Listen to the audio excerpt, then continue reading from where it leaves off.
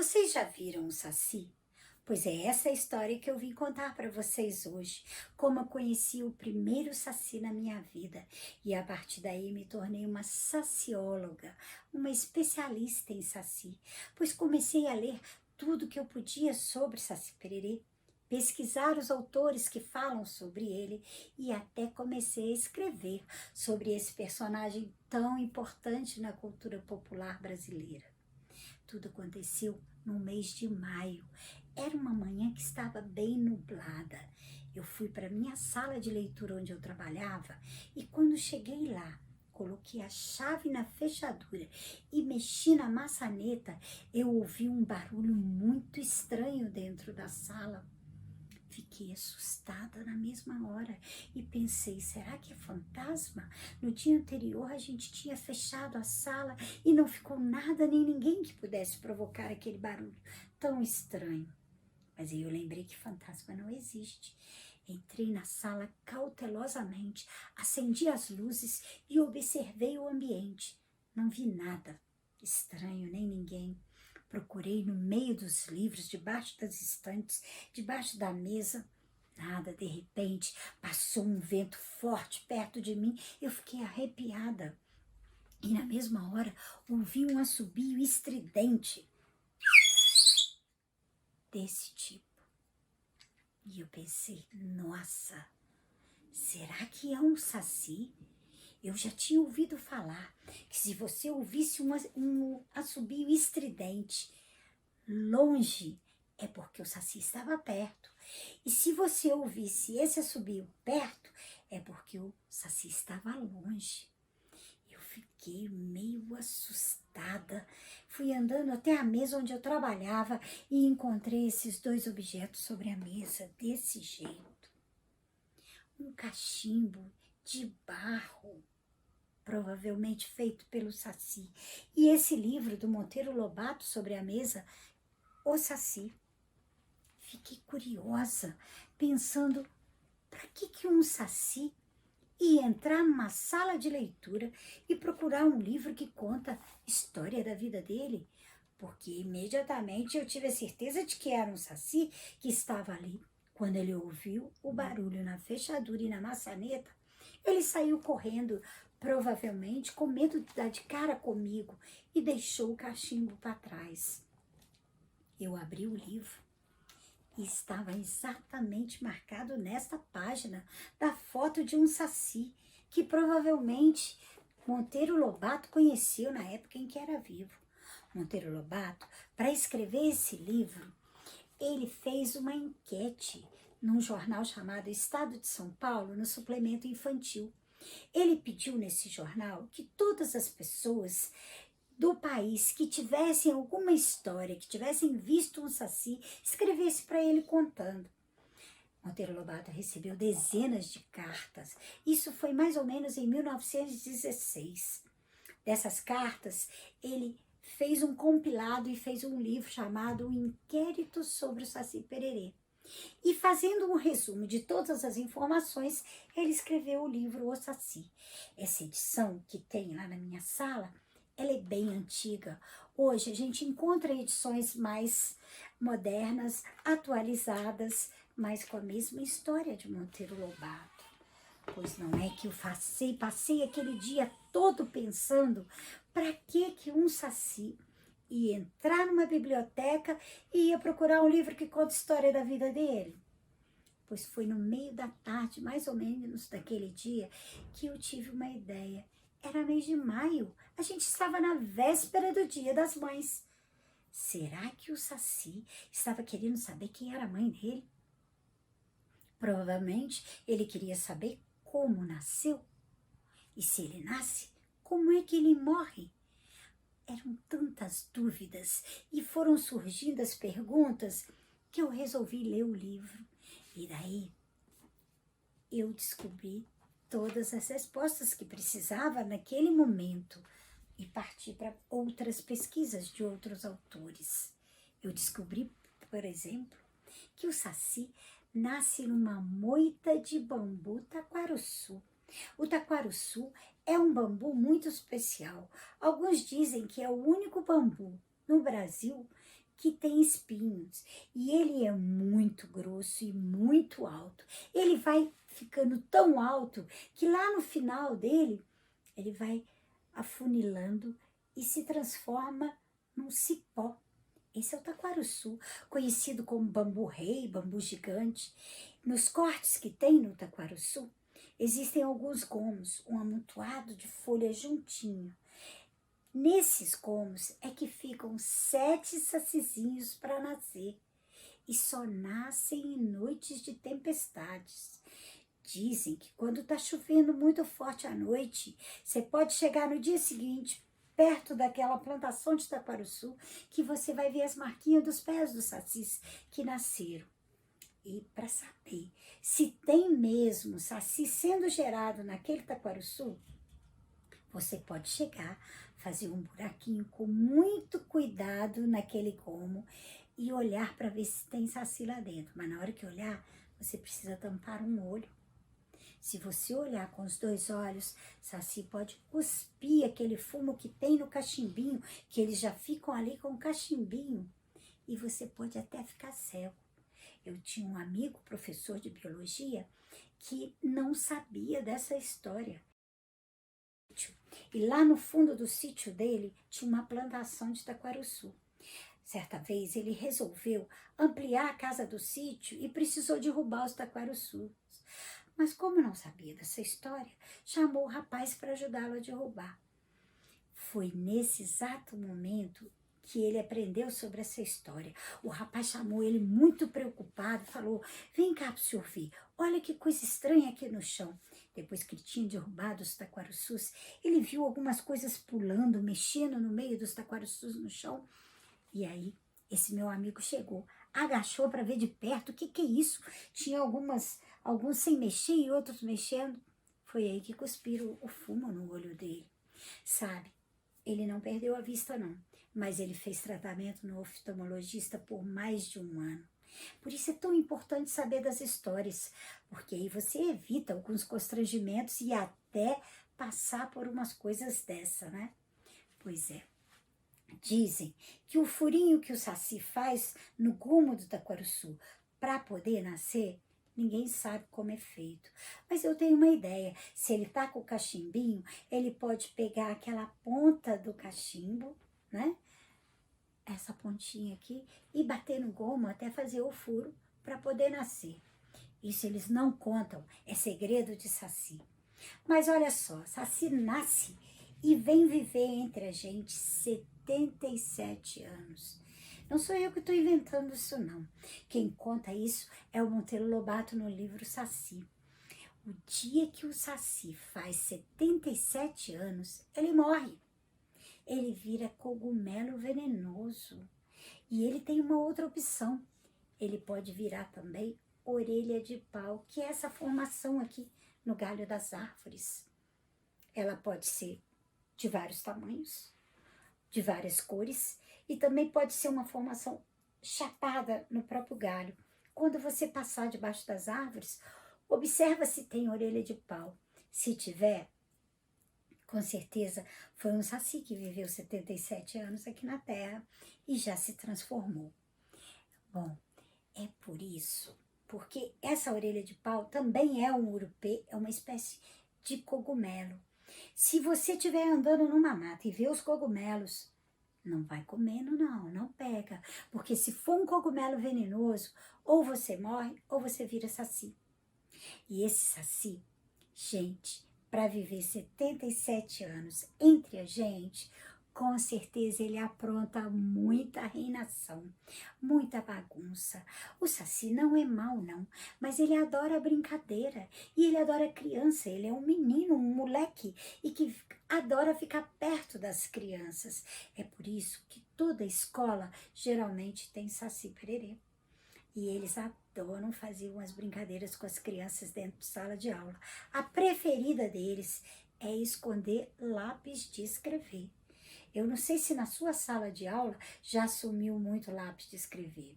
Pois eu vou te contar um segredo. O saci, ele não leva os lápis. Ele simplesmente usa do seu poder de invisibilidade. Ele passa a mão sobre os lápis e os lápis ficam invisíveis. E você não encontra, não sabe mais onde estão. E aí aquela rebuliço, né? Cadê meu lápis?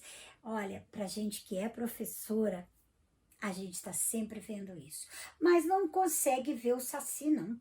Porque ele é um ser invisível. Mas o maior poder dele é esse, da invisibilidade. E ele se torna visível a hora que ele quiser.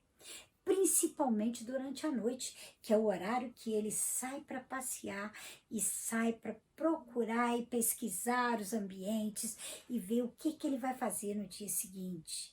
Durante o dia, se ele está nas escolas, se ele está na casa da gente, ele só se torna visível se você estiver no estado de modorra. Modorra é um estado em que você está com muito sono e seu olho fica pesado e você às vezes está esperando ser atendido no médico, está dentro de um ônibus, está parado vendo alguma coisa dentro de casa, tentando escrever alguma coisa e o olho vai pesando, pesando, se abre o olho assim assustado. É nessa hora que se tiver saci, você vê o saci, em carne e osso. E daí o Monteiro Lobato fez um capítulo inteiro na história do Saci sobre essa modorra, para você ver a importância de descobrir sobre isso. Mas o Monteiro Lobato também conta como é que a gente pega o Saci. Para pegar o Saci, você precisa de uma peneira de taquara. É uma peneira dessa aqui, ó. Taquara, porque vem do taquaruçu, tá? O bambu onde nasce o saci. E essa peneira tem que ter uma cruz, porque o saci morre de medo de cruz e não passa onde tem cruz. Você precisa dessa peneira, de uma garrafa escura e de uma rolha de cortiça, que é esse material aqui. Por que uma garrafa escura? Porque apesar de ser invisível, o saci sabe que se a gente tiver com modorra, a gente consegue enxergá-lo. Então, ele procura uns ambientes onde ele fique menos visível possível no caso de modorra. E a rolha é porque o que vai prendê-lo aqui não é bem a rolha, mas a cruz que você tem que desenhar aqui em cima. Ele não passa onde tem cruz. Então, com esse material na mão, você espera um dia que estiver ventando muito. O saci chega na escola, na casa da gente, onde for, pelo redemoinho. Na verdade, é ele que inventou o redemoinho, né? Onde tem redemoinho, tem saci. O saci com uma perna só é muito ligeiro, ele é muito rápido. Então, só de andar com aquela perna só, ele já vai formando aquele pé de vento, subindo poeira, folha seca. Daí você chega com esse material perto. Não deixa ele perceber que você está com isso. Joga a peneira acima do redemoinho, prende com o pé, coloca o gargalo da garrafa bem rápido debaixo da peneira e tira. É coisa bem rápida, na mesma hora você tem que fechar. E na hora que você faz isso, você tem que lembrar de tirar a carapuça. Saci sem carapuça perde os poderes. Dizem que quem pega a carapuça do saci transfere para ele todos os poderes. Bom, isso é o que dizem e eu não posso provar para vocês por enquanto. Mas olha, um poder a gente tem de conhecer todas essas histórias e de poder passá-las para frente, porque isso é muito importante. Se você desconfiar que tem um saci por perto, você tem como fugir dele. Existem 3 maneiras de fugir do saci. A primeira, você atravessa um córrego ou um riacho. O saci não atravessa lugar que tem água. Ele é um ser encantado e ele morre de medo de água. Então, dá tempo de você fugir dele. Mas não é toda hora que a gente consegue atravessar, achar um riacho ou um córrego para atravessar. Então, a segunda opção, você pega um pedaço de corda e dá vários nós nessa corda. Joga essa corda atrás de você, Saci está por perto, ele vai parar, agachar e vai desatar cada nó pacientemente, porque Saci adora desamarrar o que está amarrado e adora amarrar o que está desamarrado. Daí dá para você fugir. Mas também não é toda hora que você consegue lembrar de sair com um pedaço de corda cheio de nós. A terceira opção e a mais fácil é essa aqui. Pega um dente de alho que a mamãe usa para fazer a comida. Pede ela para pôr num saquinho e pendurar um cordão. Coloca no pescoço. Gente, alho espanta saci. Espanta outras coisas também. Espanta vampiro, fantasma, espanta até namorado, porque dá um cheiro muito forte. Mas é tiro e queda. Saci não chega perto de alho. É o que faz ele sair correndo realmente de perto da gente. Agora, existem outras coisas para contar sobre o saci. Por exemplo, vocês sabiam que existem alguns tipos específicos de saci e que desses tipos específicos vêm outras ainda? Pois é, pelo menos 3 muito importantes. O saci pererê, que vocês já conhecem, que é um menino negrinho de uma perna só. O saci sassurá, que é um menino mulatinho de uma perna só e adora dar risada. Sabe aquele dia que você acorda rindo de tudo, que sua mãe fala assim, ai menino, você é bobo ficar rindo à toa? Saci sassurá tá por perto. E existe o saci trique, que é o menino branquinho de uma perna só. E ele adora dar susto na gente. Às vezes você tá de noite em casa, vai dormir sozinho e tá lá no quarto, começa a ouvir uns barulhinhos assim, trique, trique, trique. Você começa a ficar assustado, arrepiado de medo, pega a colcha, o lençol e tampa a cabeça. Acho que todo mundo já fez isso. Eu já fiz isso. É o saci trique. Ele adora ver a gente ficando muito assustado. Aquele que entrou lá na minha sala, quando eu comecei a contar a história, provavelmente era um saci trique. E muita gente não sabia disso, né? Esse mito, esse personagem, acompanha a nossa cultura, que é tão plural, que é tão diversificada, né? Também os personagens dessa cultura são diversificados. O nome saci é de origem guarani, saci pereré saá, olho saltitante, mas ele é também chamado pelos índios de Inhangatu ou Sassaruê.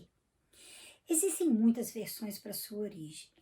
A mais impressionante conta que aconteceu uma festa no inferno e todos beberam muito.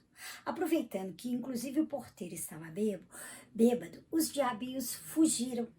E o diabo conseguiu capturar todos, menos um, que seria o saci que está aí no mundo até hoje.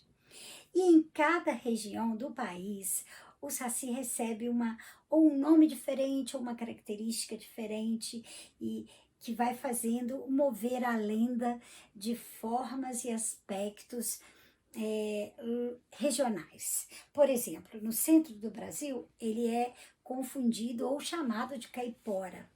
No norte, ele se metamorfoseia em pássaro, Matinta Pereira. Então, em cada região, ele recebe essa característica diferente. E também de outras nações, né? Por exemplo, ele usa a carapuça vermelha, o gorro do saci, é o piléu romano, que naquela época, em Roma, a Roma antiga, quando o escravo era liberto, ele recebia como sinal de liberdade, como símbolo de liberdade, uma carapuça vermelha, como a do saci. E, de fato, o saci, quando ele está com a carapuça, ele tem todos os seus poderes. Se lhe é tirada a carapuça, ele perde esses poderes. Então, essa movência da lenda é muito importante e você vai sentir e perceber o regionalismo na história, no próprio personagem.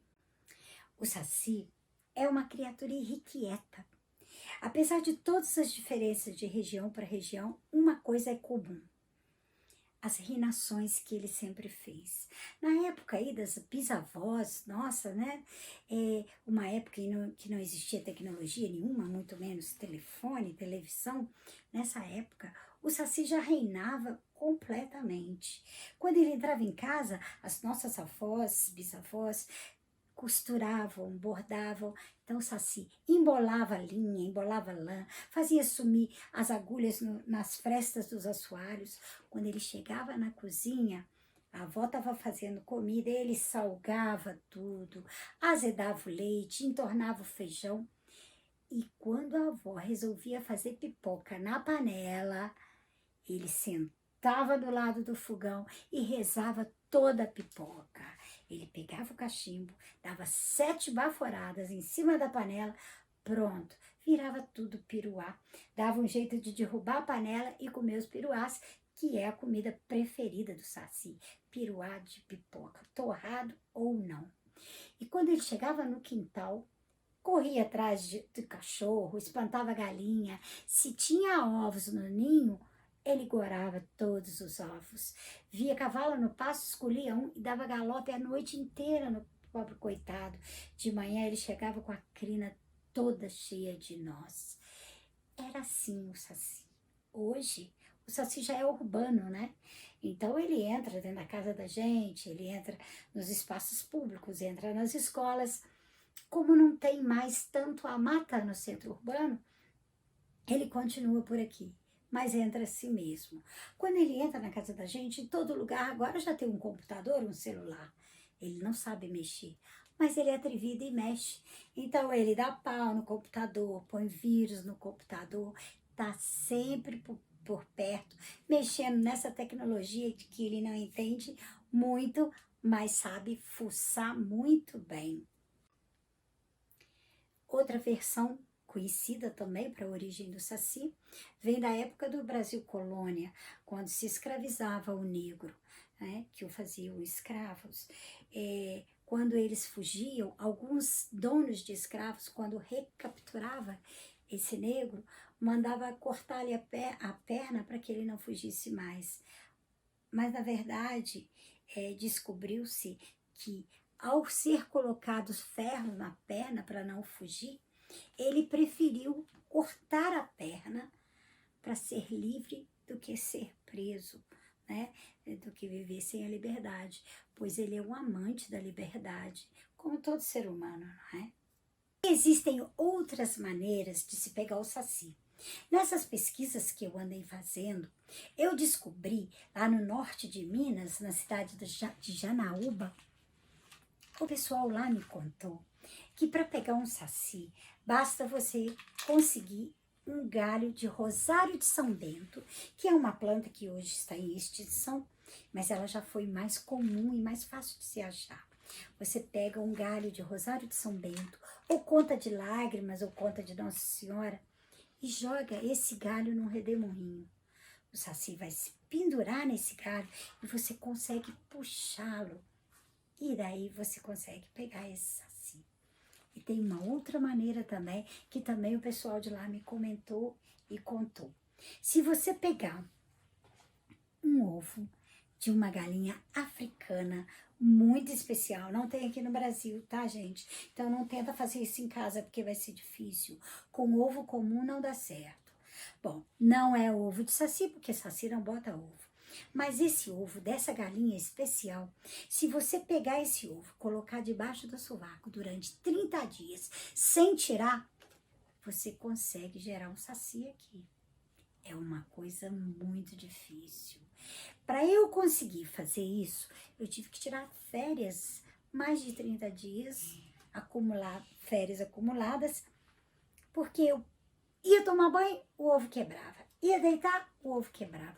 Foi muito difícil, gente. E você vê que é um ovo diferente, porque ele tem uns escorridos. Algumas pessoas me falaram que, na verdade, esses escorridos são as maldades possíveis que teria o saci, que escorrem ali, e é por isso que ele nasce um menino só muito levado. É outra maneira de você ter um saci. De todo jeito, quando você consegue pegar um saci, o ideal é que você não deixe ele preso. Por quê? Todos nós sabemos que ficar preso não é legal, não é? Então, por exemplo, esse saci que está aqui dentro, eu já tirei a rolha dele há bastante tempo. Mas como ele aprendeu a gostar muito de mim, ele fica por aqui. Mesmo porque eu não devolvi por enquanto o gorro dele, porque eu tenho estudado sobre o saci, sobre esse saci especificamente. É um sassurá. E ele tem me dado muitas informações importantes. Se você quiser saber mais sobre saci, é legal você também fazer o que Monteiro Lobato ensinou, né? E como pegar. Esse aí, eu peguei com a peneira. E logo depois, o libertei. A gente costuma fazer aqui na nossa cidade essa contação de história num parque de um museu muito legal. E toda vez que a gente vai lá, a gente consegue encontrar com o Saci e até conversar com ele e saber mais características, mais especificidades.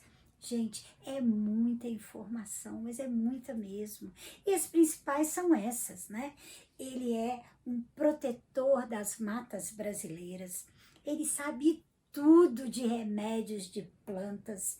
E toda vez que você precisar entrar numa mata, numa floresta, peça licença ao Saci, porque ele pode te acompanhar e te mostrar o que você precisa, o tipo de planta que você quer, o que você precisa. Só uma coisa eu ainda não consegui descobrir sobre o Saci. Qual é a perna que ele não tem? Se é a direita ou a esquerda? Porque ele tem esse poder de aparecer cada hora com uma perna e até com duas pernas. Teve gente que já viu Saci de duas pernas e de repente desaparece uma e ele sentar e cruzar as pernas mesmo com uma só. São poderes desse Saci, né? Que pode aumentar e diminuir, ele pode ser grande, pequeno, ele consegue entrar dentro de uma garrafa. Lembrando que o Saci, na idade adulta, ele cresce no máximo 1 metro. Então você pensa, esse Saci que está na garrafa deveria ser uma criança para ser bem pequenininho, né? Mas ele também pode aumentar e diminuir. Gente, o Saci Pererê, resumindo tudo, ele é um ser encantado. E ele vive nesse território intermediário entre o natural, a natureza, e o sobrenatural, a sobrenatureza. É nessa interseção entre os dois mundos, o território dos encantados, onde a gente vai encontrar sacis, mula sem cabeça, iara, boitatá, o boto cor-de-rosa e tantos outros seres, personagens importantes, com histórias tão interessantes, tão legais para a gente passar para o outro. Vamos contar essas histórias, vamos mostrar que o Saci existe sim e que esse imaginário coletivo ele vai ser sempre presente se você continuar contando essas histórias. E se vocês descobriram alguma coisa que eu ainda não contei, escrevam para mim, por favor, me contem, porque essa história é muito importante.